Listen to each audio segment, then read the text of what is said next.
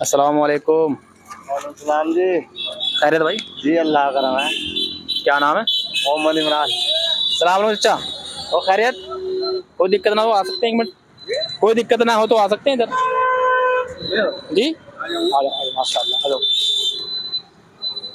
इमरान भाई Islamic video बनाते हैं हम, छोटे मोटे मुख्तसर से सवाल कर लेते हैं।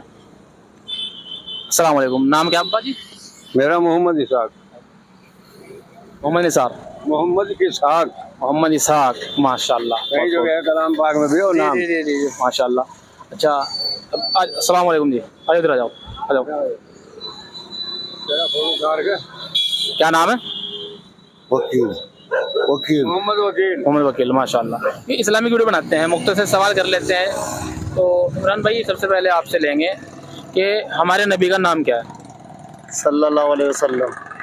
मोहम्मद साहब। मोहम्मद सल्लल्लाहु अलैहि वसल्लम, माशाल्लाह। इस तरह हमारा कलमा क्या है? हमारा दीना कलमा क्या है? ला इलाहा इल्लल्लाह मोहम्मद रसूलुल्लाह सल्लल्लाहु अलैहि वसल्लम। माशाल्लाह। अच्छा हमारे नबी से पहले नबी कौन से थे? उनका नहीं हमें पता।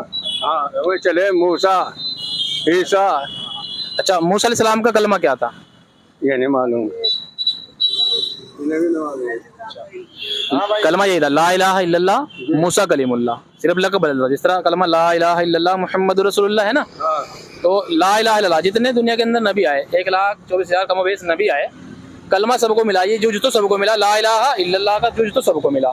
लेकिन इसके बाद का जो लक़ब होता है ना, जिस तरह हमारे नबी को मिला मुहम्मदुर रसूलुल्लाह, जो इसी तरह मूसा अलैहिस्सलाम के साथ जुड़ा हुआ था ला इलाहा इल्लल्लाह मूसा कलीमुल्लाह। ईसा अलैहिस्सलाम के साथ जुड़ा हुआ था ईसा रूहुल्लाह, ला इलाहा इल्लल्लाह ईसा रूहुल्लाह, ये लक़ब था। अच्छा आप बताएं कि वो नबी कौन से थे जो जी जिनको वालिद साहब उनको ज़िबा करने के लेके गए थे, उनका नाम क्या था?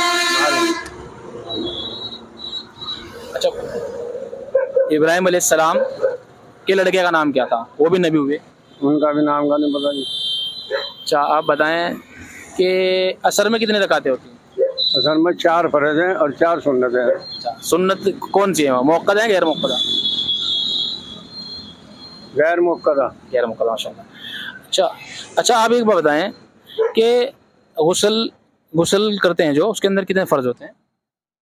उसमें फर्ज होता है जी, तो याद ध्यान टेंशन ना ले, जहन में टेंशन ना ले, बिल्कुल फ्री हो जाए, माइंड फ्री हो जाए, बिल्कुल टेंशन ना ले कि कैमरे की टेंशन ना ले कुछ भी। अब सोचो भाई, तरीका तो याद है जी, तरीका बताएं आप। भाई। पहले तो इतनी हिस्सा दो जी जी नीचे तक, जी सूंडी से नीचे का, माशाल्लाह। और फिर करो वजू। जी फिर अपना पानी बहुत 3 लोटे, और उसके बाद में चाय जितने बहाओ। बिल्कुल हो जाएगा, इस वजू के अंदर ही आ गए वो फर्ज। कौन से अब तो जहन में आ गए ना आपके? जी पहले तो हाथ धोना, जी फिर 3 दफा गरारा करना है।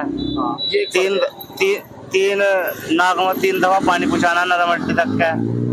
फिर गुसल लेना सूंडी से नीचे। फिर जी आपने बताया, बिल्कुल सही बताया। फिर सज्जे खाने वक्त पानी डाल लो दोनों तरफ, सज्जे में डाल लो, फिर खब्बे में डाल लो, फिर शीशे ऊपर तक के नीचे तक का, फिर गुसल। बहुत खूब। हाँ गुसल में देखो ये तरीका जो बताया अब्बा जी ने, बिल्कुल तरीका वही है। गुसल के फर्ज हमें याद होना चाहिए कि फर्ज भूल तो नहीं गए हम, कि कुल्ला करना, नाक में पानी डालना और पूरे बदन पे पानी बहाना, ये फर्ज हो गए। बाकी जो तरीका बता रहे हैं मुकम्मल वो तरीका ही है, ठीक है इंशाल्लाह। अच्छा ये बताएं अब कि जो वजू करते हैं, जो हम गुसल करते हैं, कि उसके बाद नमाज पढ़ सकते हैं? गुसल की वजू से हम नमाज पढ़ सकते हैं? आप पढ़ सकते हैं। उसके लिए अलग से वजू करने की जरूरत नहीं है? वो तुम्हारा दिल मानता है, ठीक है, नहीं कर सकते हैं। एक बंदे ने गुसल किया और वो घर से गुसल करके मस्जिद को गया और उसकी वजू टूटी नहीं, री खारिज नहीं हुई, या कोई ऐसे काम नहीं, जिससे वजू नहीं टूटी, तो क्या वो जाकर के डायरेक्ट नमाज पढ़ेगा या वजू करेगा? पढ़ सकता है। कोशिश तो है दोबारा वजू करनी चाहिए आदमी। कोशिश तो यही है कि दोबारा कर लो तो ठीक है, नहीं तो नमाज उसमें भी हो जाएगी। नमाज हो जाएगी, बिल्कुल वजू करने की जरूरत नहीं है। पता लग रहा कि खुतबा शुरू हो गया, जुमे की नमाज में हम जा रहे हैं, खुतबा शुरू हो गया, हम वजू कर रहे होंगे, तो इसलिए गुसल की जो वजू होती है, गुसल कर लिया तो उसमें वजू की जरूरत नहीं है, उससे नमाज हो जाएगी। जज़ाकल्लाह, बहुत बहुत शुक्रिया अब्बा जी।